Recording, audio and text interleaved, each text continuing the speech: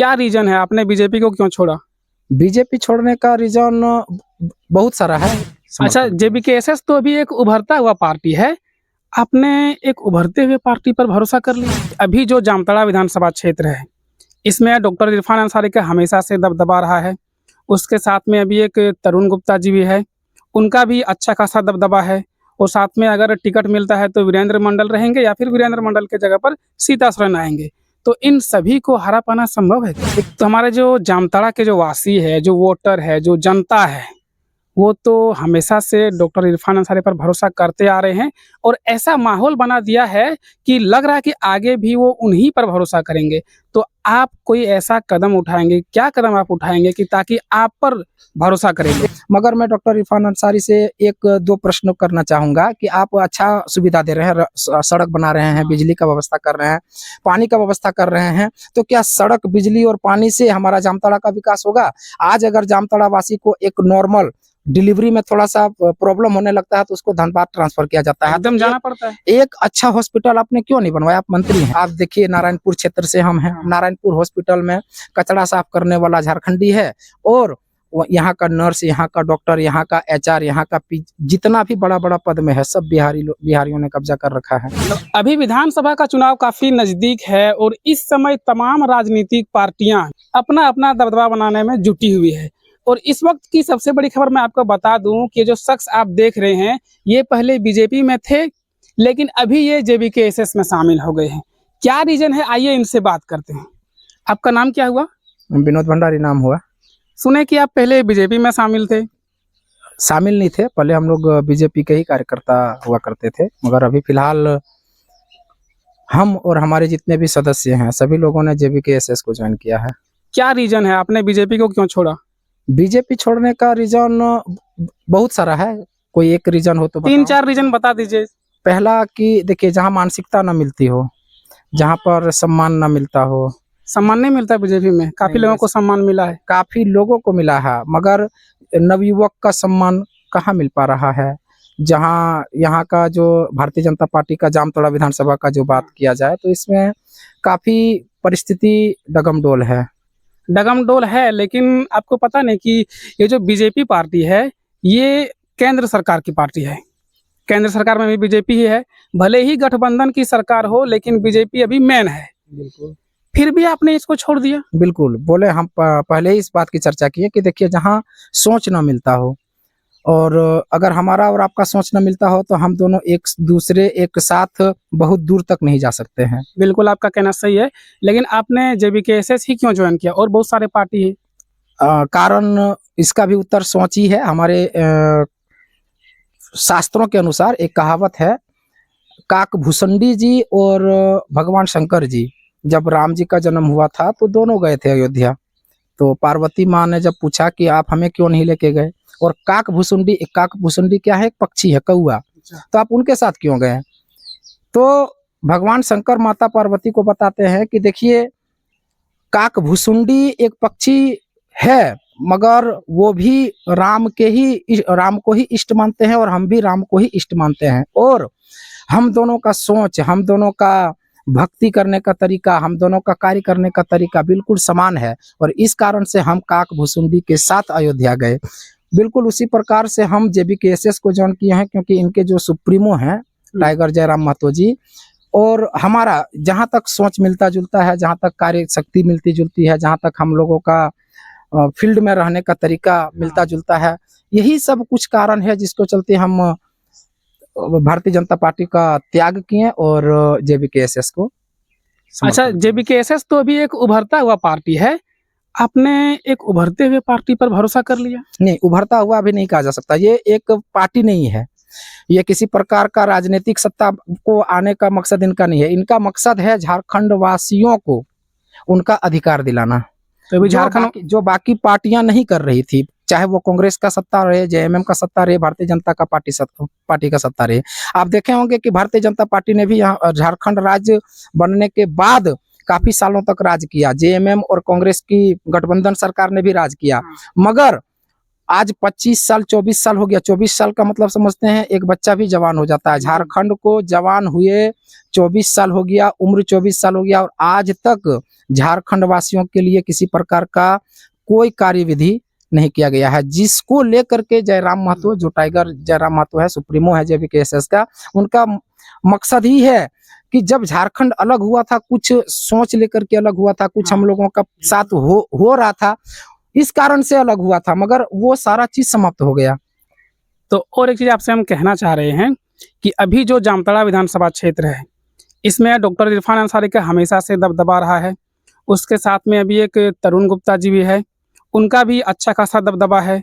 और साथ में अगर टिकट मिलता है तो वीरेंद्र मंडल रहेंगे, या फिर वीरेंद्र मंडल के जगह पर सीता सोरेन आएंगे। तो इन सभी को हरा पाना संभव है क्या? देखिए, हम हराने के लिए नहीं आ रहे हैं।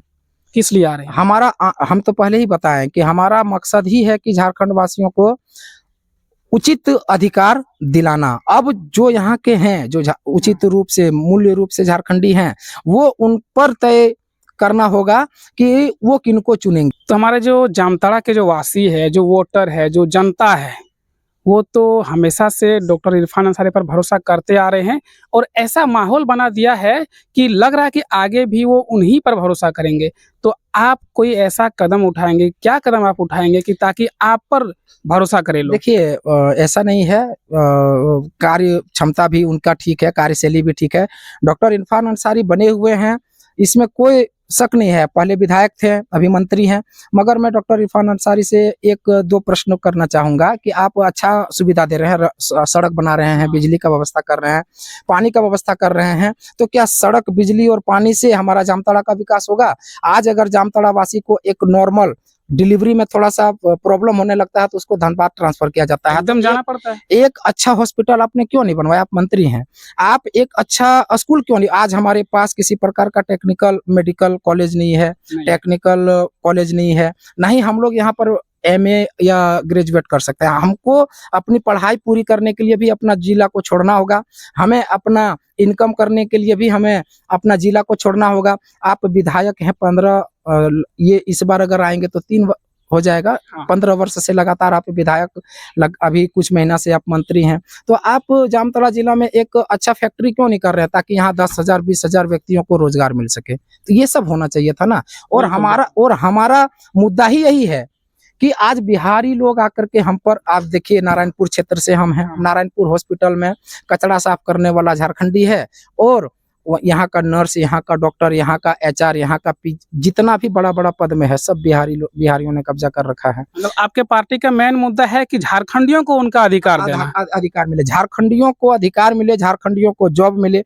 झारखंड वासी को जब यहाँ कोयला है, जब यहाँ हर एक संपत्ति यहाँ पर छिपी हुई है, तो हम लोगों को उड़ीसा, पूना, मद्रास, चेन्नई क्यों जाना पड़ रहा है? बिल्कुल बिल्कुल। और बाहरी लोग उड़ीसा के देखिए, बिहार के देखिए, पश्चिम बंगाल के देखिए, अलग अलग राज्य से आकर के यहाँ हम लोगों पर सत्ता कर रहा है, और हम लोग यहाँ अपना ही घर को त्याग करके बाहर जाना पड़ रहा है। बिल्कुल, आपका कहना सही है। तो हमारा यही है। अब जैसे आपने कहा अभी कि यहाँ पर इरफान अंसारी का दबदबा है, हाँ है, मगर अब जनता को ये तय करना है कि दबदबा उनका बना रहना चाहिए, या आपके लिए जो लड़ रहा है, आपके अधिकार के लिए जो लड़ रहा है, जो आपके जॉब को लेकर के, जो आपका हॉस्पिटल को लेकर के, जो आपका टेक्निकल पढ़ाई है उसको लेकर के जो चर्चा कर रहा है, या ये प्रयास कर रहा है कि वो सुविधा आपको मिलनी चाहिए, आप उनके साथ हैं, या जो सिर्फ अपने परिवारवाद को लेकर के, जो अब आने वाली जो इलेक्शन है कुछ ही महीनों में होगा, तो ये जनता तय करेगी। अच्छा, और एक सवाल है मेरा कि जेबीकेएसएस के तरफ से जामताड़ा विधानसभा क्षेत्र से किसको टिकट मिलना? अभी ये सुप्रीमो जो ही तय करेंगे। अभी तक तय नहीं हुआ? नहीं, अभी तय नहीं हुआ है। कौन सा नाम सामने आया है? नाम अभी क्लियर नहीं कर पाए हैं। एक है शिवम दुबे जी हैं, एक महतो जी हैं, मंतोष महतो जी हैं, और एक दो हमारे मुसलमान भाई भी हैं। आपके हिसाब से कौन सही लगता है?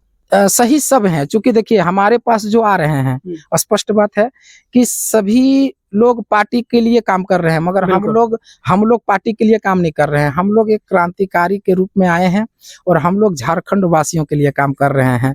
तो जिनको भी मिलेगा, चाहे महतो जी को मिले, दुबे जी को मिले, अंसारी जी को मिले, हम लोग क्रांतिकारी के रूप में उनके पीछे हम लोग लगे रहेंगे और उनको जिताने का काम करेंगे। जेबीकेएसएस के सुप्रीमो टाइगर जयराम महतो जामताड़ा आने वाले हैं क्या? जी बिल्कुल कब हाल फिलहाल ये हफ्ता का नहीं है, मगर अगले 10 से 15 दिन के भीतर वो आएंगे। आने वाले हैं? बिल्कुल कहाँ पर आने वाले हैं जामताड़ा में? जामताड़ा में ही गांधी मैदान में आएंगे, नहीं तो मदनाडी बोल करके हैं, हाँ। वहां पर आने का संभावना है। नारायणपुर में भी आने का संभावना है। अच्छा, और एक चीज है, जामताड़ा विधानसभा क्षेत्र के अंतर्गत एक गांव आता है चंगाड़ी, आपने नाम सुना होगा।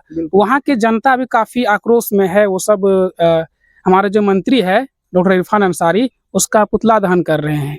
क्या आप इसके बारे में कुछ बोलेंगे? देखिए, इस पर हम अभी टिप्पणी नहीं कर सकते हैं, क्योंकि उनका विशेष जानकारी मेरे पास नहीं है कि क्यों उन्होंने पुतला दहन किया। मगर मैं इतना जरूर कहूंगा कि चेंगाडी में काफी लोग अब समझदार हो चुके हैं, बिल्कुल बिल्कुल। और हो सकता है कि कुछ चीजें उनको चुभी हो, लगी हो। और पुतला दहन तो अनेकों अनेक कारण से किया जाता है, हाँ। और इस पर हम बहुत ज्यादा टिप्पणी नहीं करना और लास्ट चाहेंगे। में हमारे जामताड़ा वासियों के लिए 2 शब्द बोल दीजिए। जामताड़ा के सभी जितने भी नवयुवक भाई बंधु हैं, हमारी माताएं बहनें हैं, और जितने भी कार्यकर्ता हैं, आप सभी से मैं एक निवेदन करूं कि आप पैसे पर, आप शराब पर, आप होटल पर, आप बाइक के पेट्रोल पर ना जाएं। आप देखें कि आपका भविष्य क्या है। आप देखें कि आपके जामताड़ा में किस किस चीज का कमी है और इस कमी को कौन पूरा कर सकता है। और सिर्फ जामताड़ा को लेकर के नहीं, पूरे झारखंड के विषय में कौन सोच रहा है, आपके आने वाली पीढ़ियों के लिए कौन सोच रहा है। और यही सब सोच अपने मस्तिष्क में रखें, अपने आप को पूछें, ये प्रश्न करें कि हमें किनको अधिकार देना चाहिए, किनको नहीं देना चाहिए, किनको सत्ता देनी चाहिए, किनको सत्ता नहीं देनी चाहिए। और यही सब सोच विचार करके आप अपना निर्णय लें और अपना कीमती वोट समझ बूझ करके दें। चलिए, हमारी तरफ से आपको बहुत बहुत बधाई, और आपने अपना कीमती समय निकाल के दिया, उसके लिए बहुत बहुत धन्यवाद आपका। बहुत बहुत धन्यवाद आपको भी। तो चलिए, मिलते हैं एक अगली वीडियो में एक अमेजिंग वीडियो के साथ। तब के लिए बाय।